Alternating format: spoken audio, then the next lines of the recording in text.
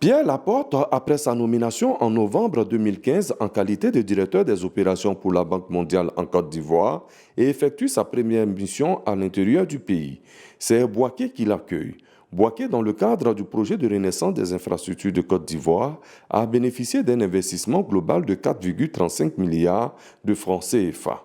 La voirie urbaine, la signalisation routière, les infrastructures sanitaires et scolaires, l'éclairage public et l'assainissement sont les secteurs touchés par ce financement de la Banque mondiale et de l'État de Côte d'Ivoire. À la salle de réunion de la préfecture de région, des échanges avec les différentes composantes de la population ont permis de constater que beaucoup a été fait. Toutefois, d'autres actions doivent être menées, notamment un appui au foncier rural, des projets pour la compétitivité d'une ville secondaire comme Bouaké et la poursuite des projets sociaux.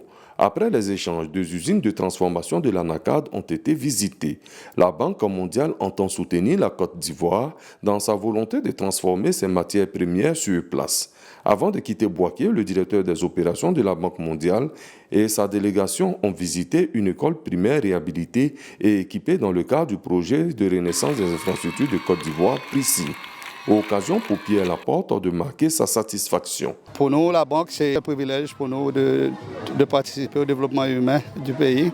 Et pour nous, c'est un plaisir de voir les résultats de cette réhabilitation dans le contexte du projet PRICI. Et je félicite tout le monde qui a été impliqué. Du côté du PRICI, les efforts pour Bouaké vont se poursuivre. Et donc les prochaines étapes, ce serait donc de créer un tissu économique à Bouaké. Nous sommes en train de travailler sur des plateformes logistiques, le marché de gros, la zone industrielle, mais également faciliter les zones de stationnement des camions qui vont faire le transit entre la Côte d'Ivoire et des autres pays de l'Interland.